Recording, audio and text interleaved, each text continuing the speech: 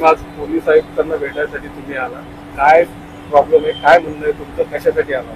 आमचं म्हणणं असं आहे की आमचं काही संबंध नसताना तरी पण एमआयडीसी पोलीस वाल्यांना माझ्या पतीला अरेस्ट केलं. कधीचा प्रकार आहे आणि काय परिस्थिती होती? हे बुधवार रात्री 8 वाजता. काय झालं होतं नेमकं? नेमकं काहीच नाही. वाळूज एमआयडीसी मध्ये 2 मुलाला पकडलं होतं. त्यांचा आणि आमचा काही संबंध नसताना यांना उचललं त्यांना. काय म्हणून आताची परिस्थिती काय आहे?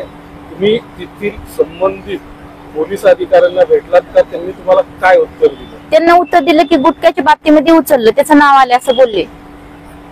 तुमच्या मिस्टरांवर याच्या पहिले 22 गुटख्याचे गुन्हे दाखल आहे, हे खरं आहे का? हो आहे, पण आता ह्या याच्यामध्ये काही संबंध नव्हता आमचा. जो गुटखा पकडला गेला तो ते घर, ज्या घरात पकडला गेला ते घर तुमच्या नावावर आहे. त्या प्रकरणामध्ये तुमचंही नाव आहे, तुमच्यावरही गुन्हा दाखल झालेला आहे, खरं आहे? नाही.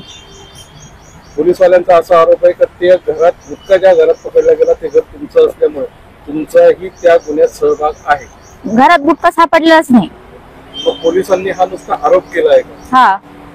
मग याबाबत आता तुम्ही आज सीपी साहेबांना भेटलात, सीपी साहेबांनी तुम्हाला काय उत्तर दिलं? आता एमआयडीसी मध्ये निलेश साहेबांना भेटायला सांगितले.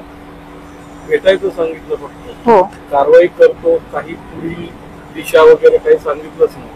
आता तिथे भेटल्यावर बघू ना काय बोलतात. तुमच्या मिस्टरांवर याच्या पहिले 22 गुन्हे दाखल असून तुम्ही हे असं ठामपणे कसं सांगू शकता का या गुन्ह्यामध्ये त्यांचा सहभाग नाही? कारण की आमचा पुरावे आहेत. 1-2 महिन्यापासून धंदाच बंद आहे आमचा. धंदा बंद आहे? हो.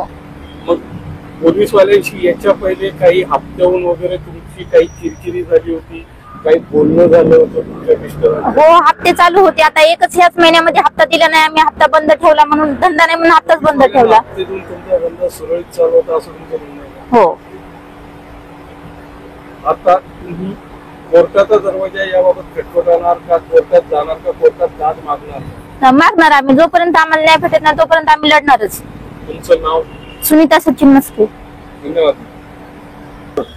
साहेब. आज पोलीस आयुक्तांची तुम्ही भेट घेऊन सनी जो वाळूज पोलीस स्टेशन मध्ये गुटख्याचा प्रकार झाला त्याबाबत आज तुम्ही भेट घेतली, काय प्रकरण आहे, काय सांगता साहेब? याच्यामध्ये ज्या पद्धतीनं आमचं संघटन आहे, संघटनामध्ये आमची महाराष्ट्र वाहतूक सेना शिवसेना संघटना, शिवसेना उद्धव बाळासाहेब ठाकरे पक्षाची असल्यामुळे आमच्याकडं पहिले बाळासाहेब ठाकरे यांनी शिकवण दिलेली आहे की 80% समाजकारण आणि 20% राजकारण. तर या माध्यमातून आमच्याकडं या ताईंनी दाद मागितली की महाराष्ट्र वाहतूक सेना त्यांना कोणीतरी माहिती दिली. त्यांनी पूर्वी 2 दिवसापासून माहिती काढली की आम्हाला योग्य तो न्याय कोण देणार आणि आवाज कोण उठवणार. तर त्या माध्यमातून त्यांचा आणि आमचे महाराष्ट्र वाहतूक सेनेचे जिल्हा उपाध्यक्ष आसेफ पटेल पोरप्राईस यांच्या माध्यमातून त्यांचं आणि आमची संभाषण झालं. त्यावेळेस मी त्यांची काल भेट घेतली. भेट घेतल्यानंतर हे लक्षात आलंय की पोलीस प्रशासनाची कुठेतरी गुंडगिरी चालू आहे, दादागिरी चालू आहे आणि ज्या व्यक्तीने व्यवसाय 2 महिन्यापूर्वी बंद केला त्यांचं देवाणदेवाणचा 22 गुन्हे आतापर्यंत जर झाले साहेब, आपण जर म्हणताय 22 गुन्हे आतापर्यंत दाखल झाले, तर 22 गुन्ह्यामध्ये कुठेतरी पोलीस प्रशासन जबाबदार आहे. कारण की एका वेळेस एका महिन्यामध्ये 22 दिवसामध्ये 22 गुन्हे दाखल झालेले नाहीये. हा त्यांचा जुना व्यवसाय. परंतु आजच्या घडीला ज्या पद्धतीने आम्ही माहिती घेतली, घरी जाऊन विचारपूस केली, त्या हॉटेलमध्ये जाऊन विचारपूस केली असता तेथील हॉटेल चालकांनी हे स्पष्ट सांगितलंय की 2 महिन्यापासून हा व्यवसाय बंद आहे आणि हा व्यक्ती संध्याकाळच्या टायमाला चहा प्यायला हॉटेलमध्ये आला होता. एमआयडीसी पोलीस प्रशासनाची गाडी आली आणि गाडीमध्ये बसून चल आताच यायचं असाही आरोप केलाय प्रशासनावर का मूळ आरोपीला सोडून तुम्ही दुसऱ्याच आरोपीला अटक केलेली आहे? तोच प्रकार मी सांगायचा प्रयत्न करतोय की मूळ आरोपी 2 धरले गेले, मुख्य आरोपी आज फरार आहे. तो आज त्याची ही अशी माहिती आमच्या संघटनेच्या माध्यमातून काढण्यात आली का तो असे शब्द वापरतो की पोलीस प्रशासन माझं केसही वाकडं करू शकत नाही, म्हणजे पोलीस प्रशासनाचा धाकच उरलेला नाही असं त्याच्या शब्दावरून जाणवतोय. संबंधित जो फरार आरोपी आहे त्याची माहिती जर तुम्हाला आहे तर पोलीस प्रशासनाला तुम्ही ती माहिती दिली का? त्याचं नाव काय आहे? पोलीस प्रशासनाला परिपूर्ण माहिती आहे. पोलीस प्रशासनाला त्याचं नाव माहिती आहे, त्याचं गाव माहिती आहे, त्याचं ठिकाणा माहिती आहे, परंतु पोलीस प्रशासनाला इकडून चिरीमिरी न मिळाल्यामुळे तिकडून त्यांचा धाकादोरा चालू आहे. त्यामुळे गरीब माणसावर अत्याचार झालेला आहे असं आमच्या निदर्शनास आलं. आता राहिला असं प्रश्न, म्हणायचं का चोर सोडून संन्यासाला फाशी? सरकारच तसं दिसायलं,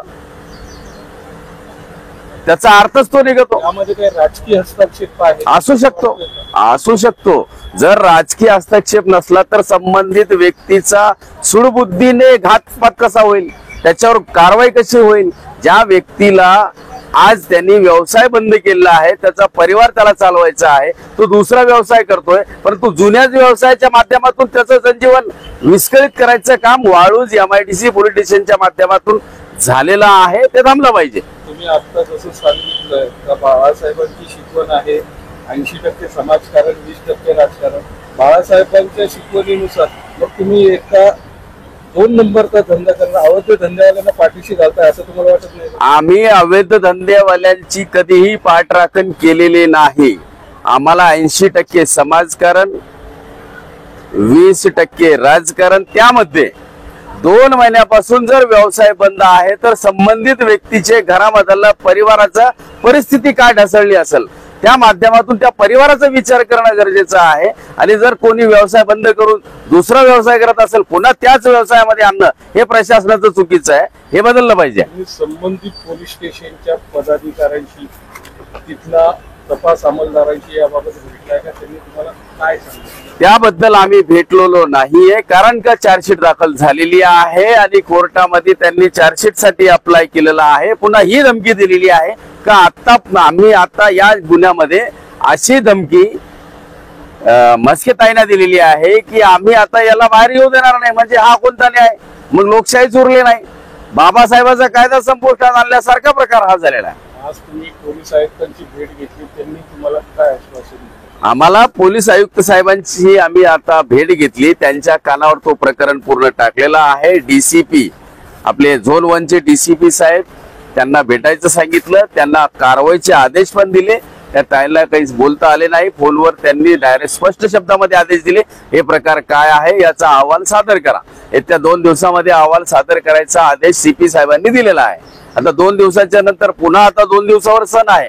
तो 2 दिवसाच्या व्यतिरिक्त 3 दिवस लागेल. जर 3 दिवसाच्या माध्यमातून जर हे प्रकरण थांबत नसेल तर याला महाराष्ट्र वाहतूक सेनेच्या माध्यमातून याचा आंदोलनाचा विषय तर राहिलेला नाही, परंतु आम्ही कोर्टाच्या माध्यमातून आम्ही याची दाद मागितल्याशिवाय सोडणार नाही. आजच्या घडीला ज्या पद्धतीने CP साहेबांनी आदेश दिलेला आहे, आम्ही CP साहेबांच्या शब्दावरही ठामपणे विश्वास ठेवू शकतो. परंतु वेळ प्रसंगी जर आम्हाला योग्य तो न्याय नाही मिळाला तर आम्ही कोर्टातही दाद मागणार आहोत आणि बाकी सर्व तयारी आम्ही करणार आहोत. पूर्व तयारीनिशी आम्ही याची जोपर्यंत कारवाई होत नाही, सखोल चौकशी होत नाही आणि संतोष आपले मस्के जोपर्यंत बाहेर येत नाही तोपर्यंत आम्ही शांत बसणार नाही. धन्यवाद. आपलं नाव? महाराष्ट्र वाहतूक सेना जिल्हाध्यक्ष सलीम खामगावकर, माझे सहकारी दोन्ही जिल्हा उपाध्यक्ष नईम पठाण आणि दत्ता नागरे.